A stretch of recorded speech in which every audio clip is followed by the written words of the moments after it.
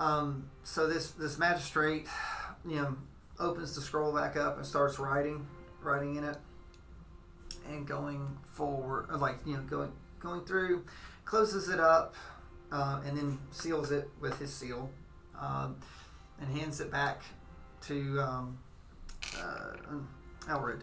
Mm-hmm. And he says, "You can give that to your abbot, and we'll see what he says about it, and your aid will come if the abbot agrees to what I wrote." Very good. We appreciate your consideration, and we'll take our leave. Assuming you don't want to say anything else. Oh, no. Okay. No. Okay, let's see. What did I do with the... Did I lay that on top? Where did I lay... The other map? Yeah, did I just put this on top of it? We had it set out for a minute to take pictures. Yeah. Where did it go? It's there. Yeah, here's it. Yeah. Because I'm just... Well, I reinvent the wheel. Yeah. So. This time. And I don't know where the shrine ended up. It is right here. There you go. I'm just going to turn it to face the camera. All right, Come on, Abbott. So in the wine a little bit. And...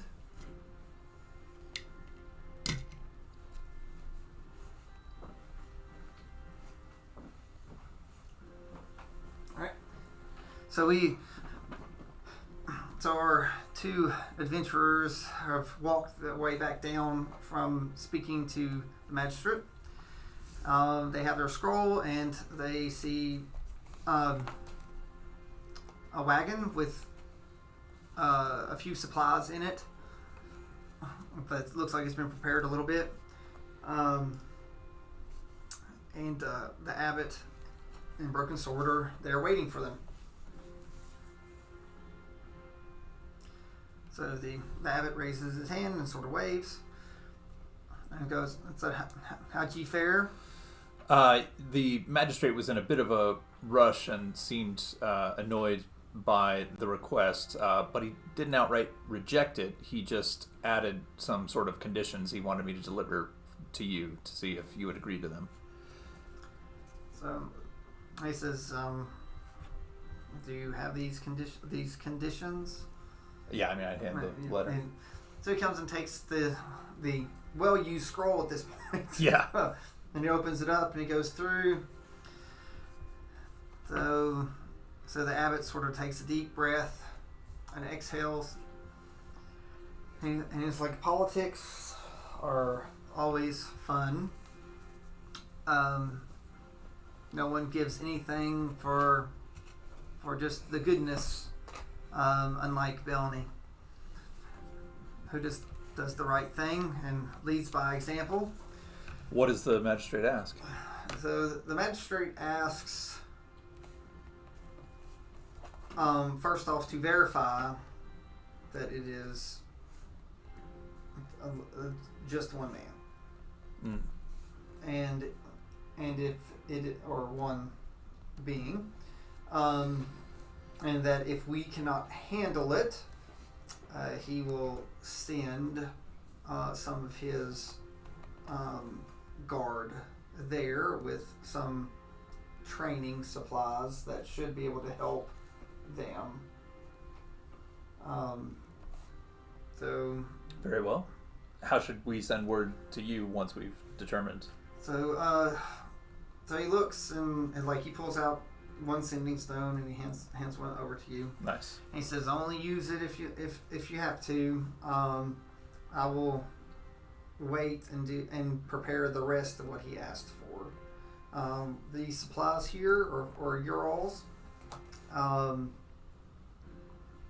I will continue to play peacekeeper with the magistrates and hopefully maybe see if the people need more than what he's offering. Just let us know if you need to with the sending stone." Cool. So, are you all ready to depart? I think so. You need anything else? So, I do not.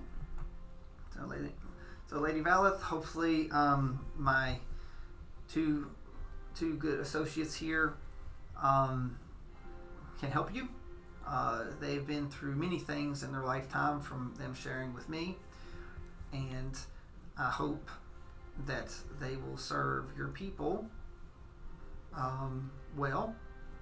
And they do this because it is right, not just because it's needed.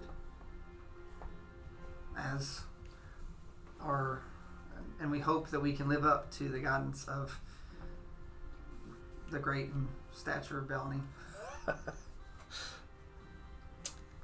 Thank you, sir. He looks over at Broken Sword and Eldridge, and he said, and make sure to log what you find, so we can make sure to let the other shrines and places of joy know about what Bellany enables with her goodwill and how we pass it on. Of course. Thank you, Abbott. So, all right. By Palor's light. Palor's light. So, light which grows all plants and animals. So do you all want to go ahead and depart? Yeah. So as we have already determined, it takes a couple hours to get down to the shoreline, where there is a sort of not a large boat, but it is enough. You could probably fit 15-20 people on the boat, counting the crew that's already on it.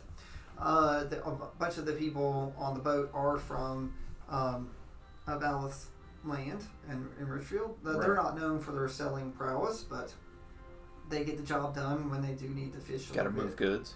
Yeah, when you got to move things. There's more merchants type deal. The boat is not fast, so it will take about 5 hours to get there.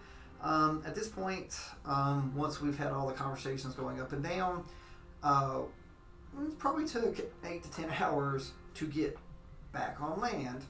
When we pull up on Richfield, we come sailing up.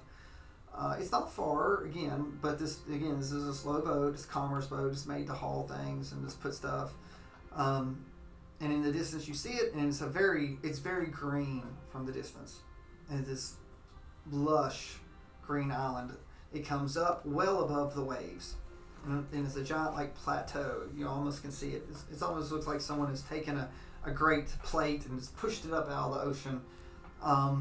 And there's a rock face that's coming down in a great V, and you can tell that it has almost been carved out over time. It's almost like a scoop of ice cream through that's come down to make it to where you're able to get up to the plateau. Those great columns that sort of held it up over time looks like it was cut, so you can come right down into the large pier that you can put stuff on. And they come up, and you venture off the boat, and you go up this great. Well, it's almost like a pier that goes all the way up into the plateau along these great carved pillars into the rock. At one point, there was a river or something that had cut down, and they cut, because otherwise it'd been a massive undertaking. And you come up into the plateau, and there's just fields as far as you can see. It's just this large. You look one way, it's just grasslands and fields. And you look another way, grasslands and fields. You turn around, it's just rock face and ocean. It's literally it's just there. There's maybe some humps and some other things here and there. But other than that, it's just tons of prime grass. This section hasn't been farmed. So if Valeth would like to just roll, I guess it'd be another history. Natural 20. Oh yeah. Oh, okay. It's the magistrate. So, she knows this place. She knows the place really well. Again, this is she informs you there's only 2 ports like this in the whole place, in and out, and they don't do any agriculture near these ports, for protection, also to wash the harsh winds and things like that. It's always their land in case things really went bad. But it also makes it sort of looks like it's just the old tradition, making the island look abandoned and foreboding. There is only one true town, and is like in the middle, and then like there's rings of agriculture that go out. She takes she takes a piece of paper and sort of draws the island, and I'll just go ahead and draw it.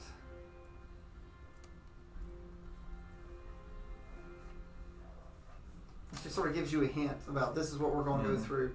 Like they rotate the crops through. It's like they've got the two ports, and then there's the city in the middle, and they sort of go through. The city is actually built on a giant water reservoir, so they're able to use the water to pump out through the rings, and they rotate it. Irrigate, yeah. Yeah. So she says one of the first things you should go through, you'll go through the marshlands that they do like rice and other stuff, and it's sort of wet. So there's those rings. So you're going through the marshlands with the rings. Mm-hmm.